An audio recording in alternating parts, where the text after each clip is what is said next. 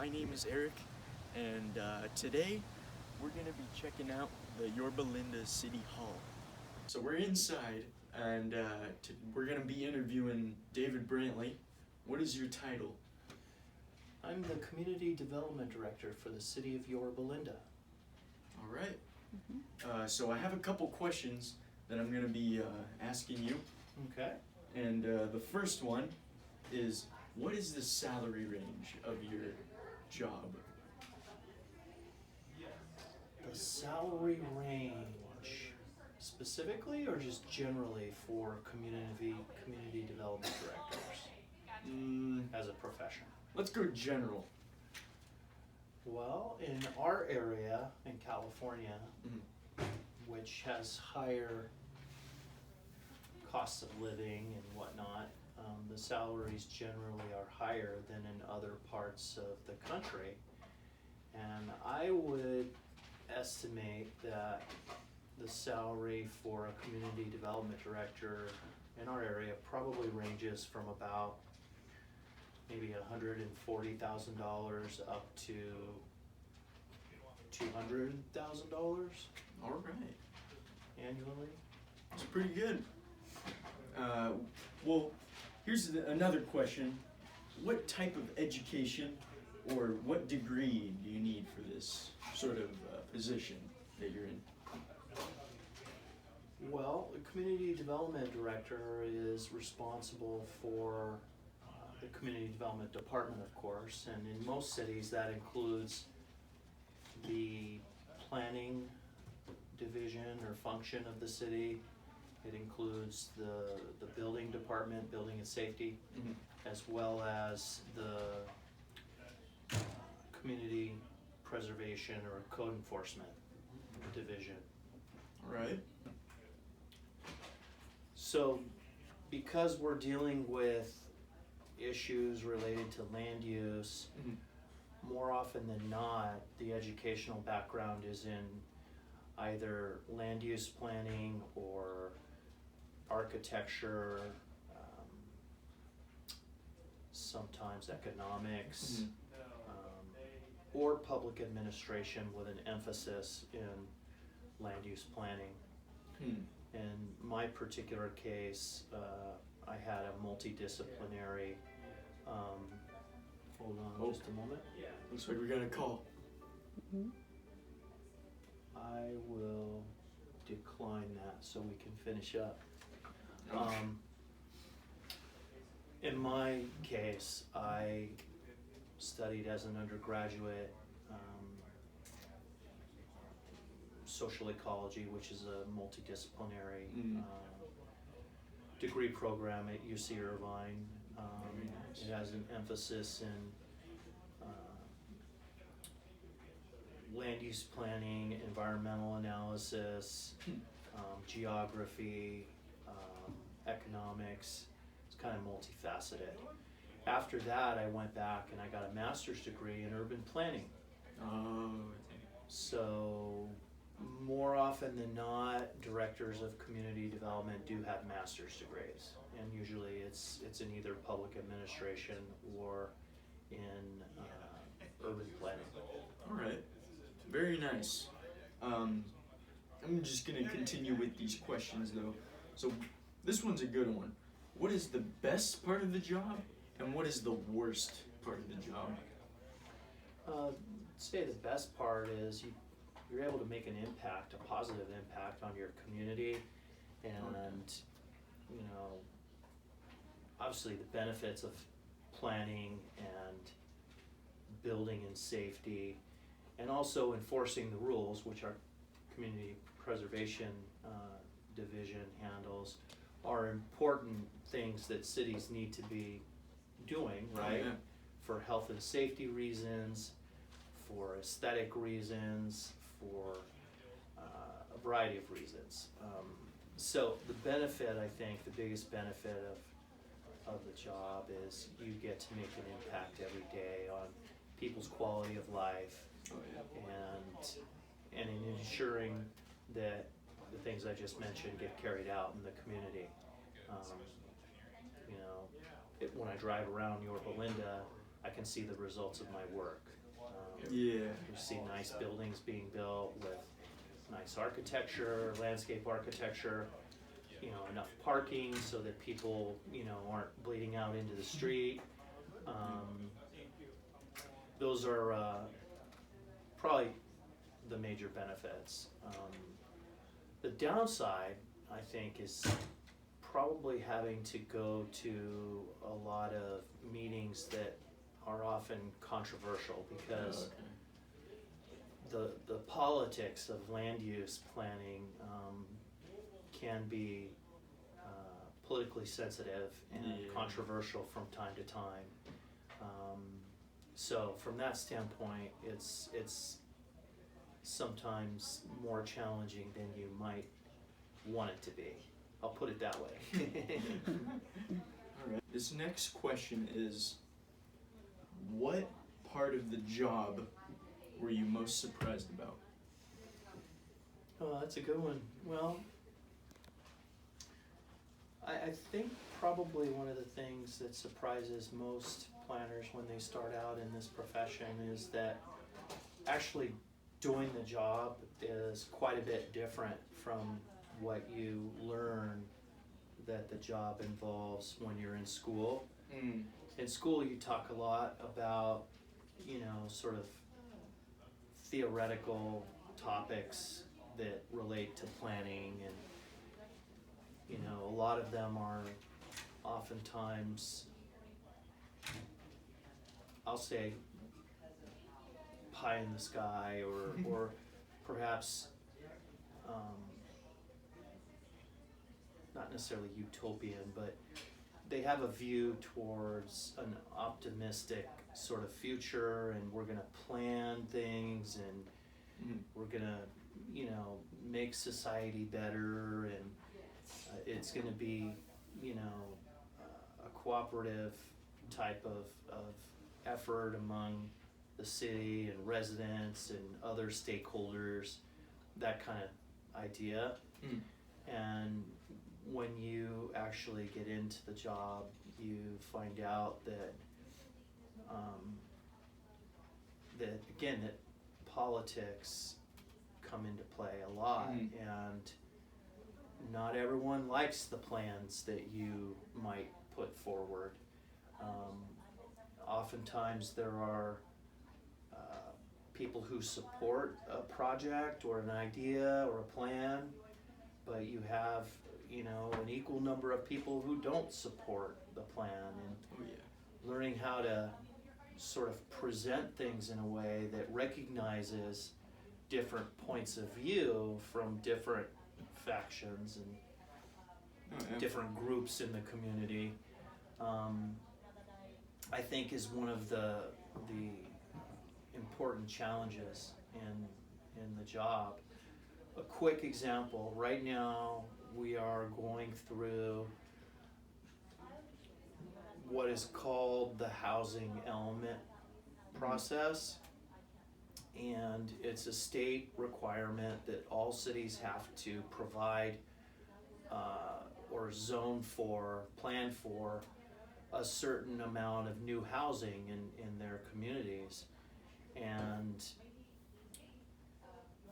we all know that in California housing is expensive, and you've probably heard that we have a housing crisis right now, and the governor's trying to solve the problem. The legislature in California is trying to solve the problem, and part of the solutions involve laws from the state that they're imposing on local communities to provide more housing.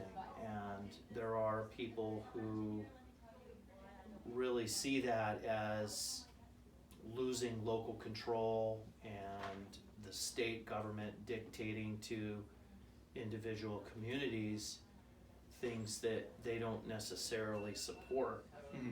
And so on the ground in any individual community, there may be those folks who believe that all of these new mandates from the state regarding housing production are wrong and they don't like it.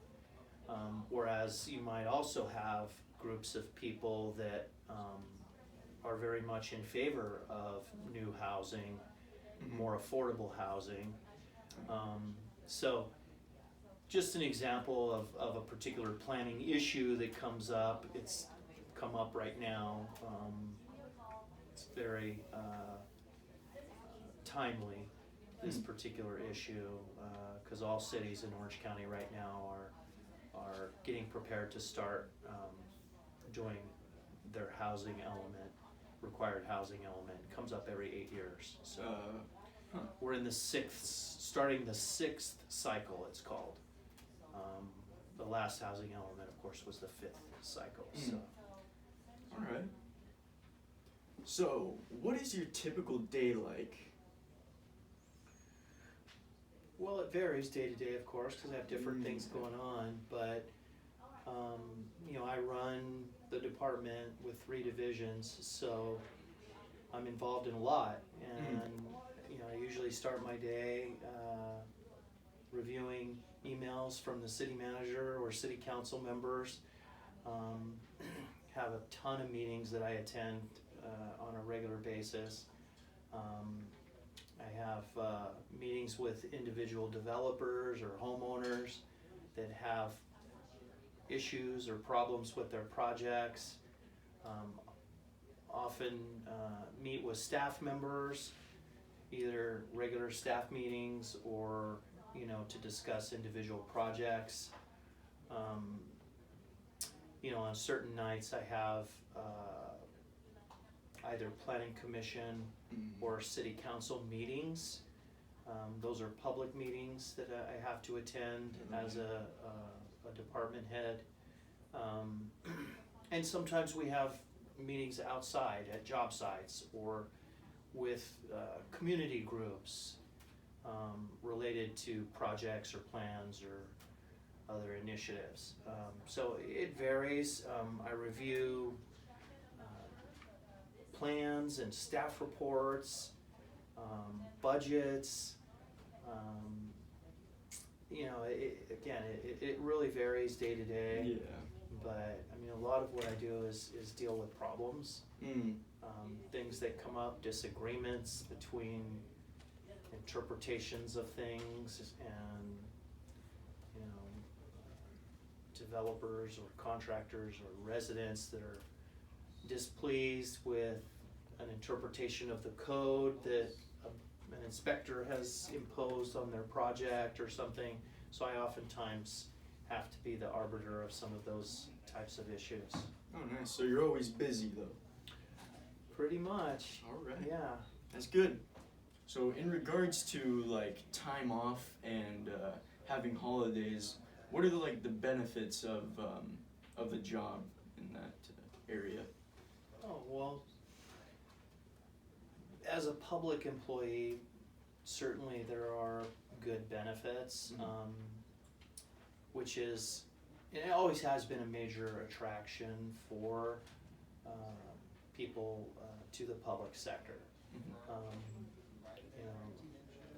I work generally a normal schedule, Monday through Friday.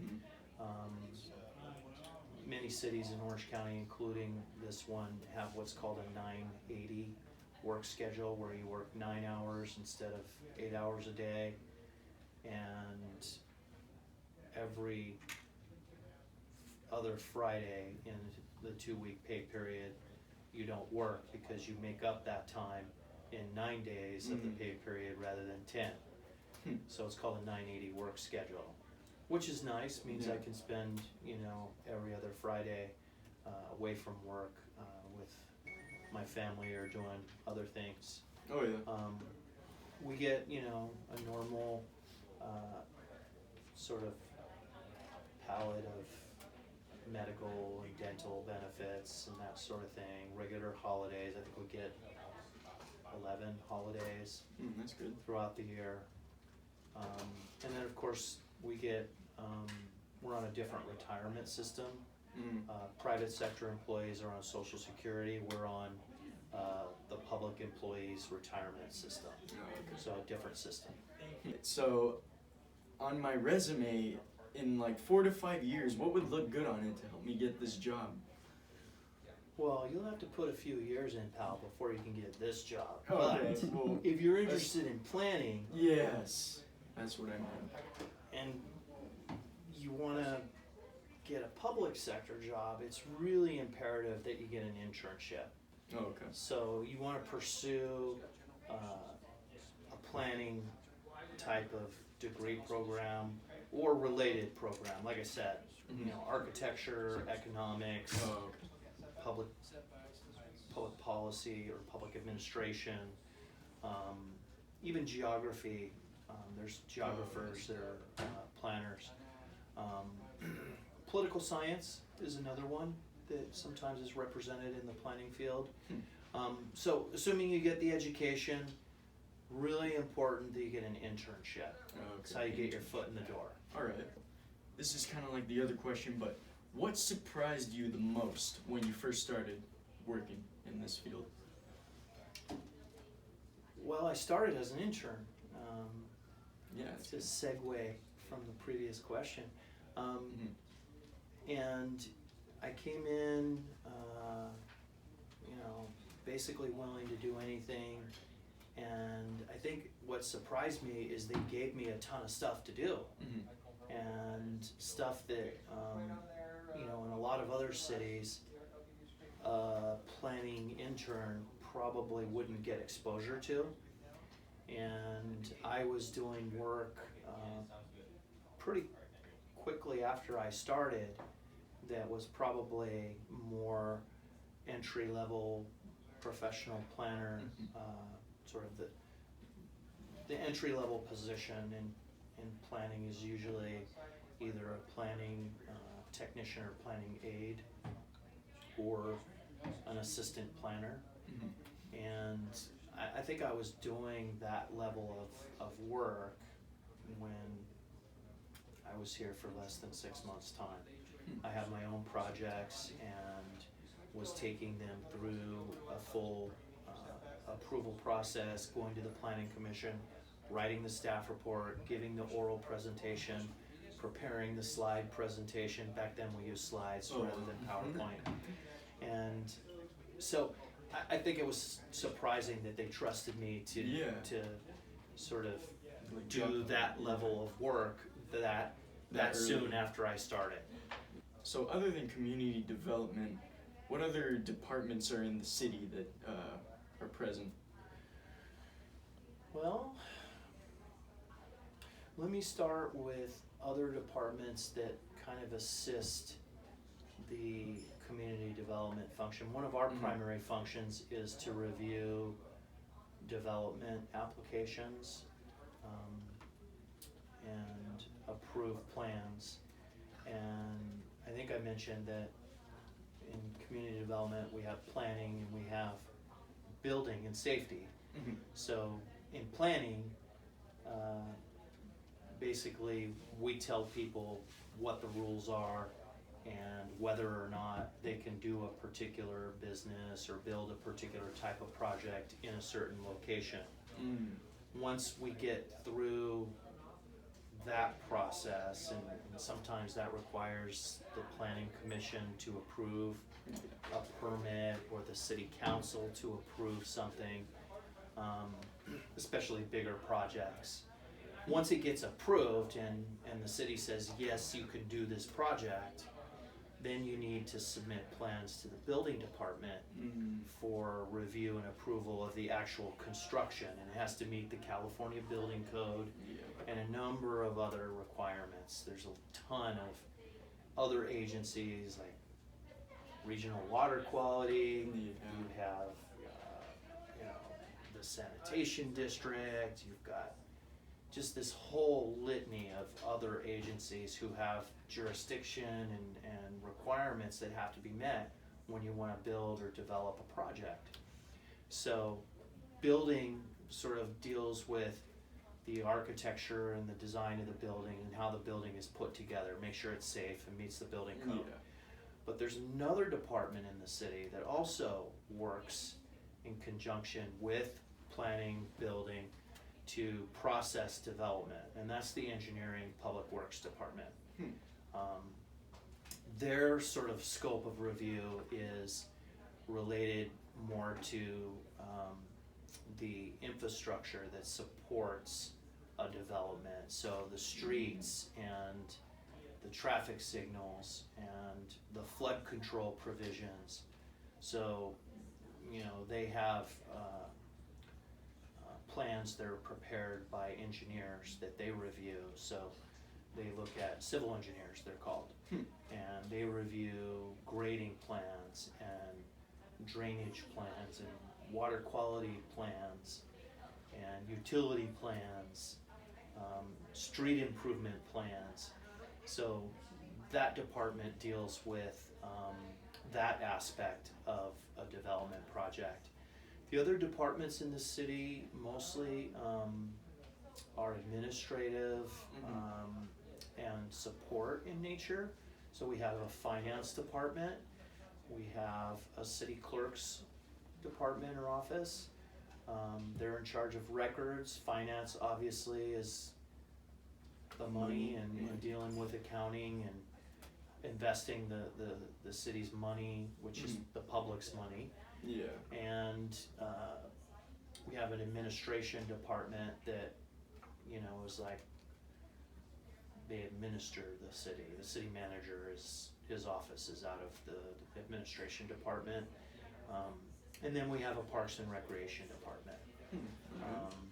The other two departments, the city of Yorba Linda contracts for, but many cities have those departments as part of their actual city services.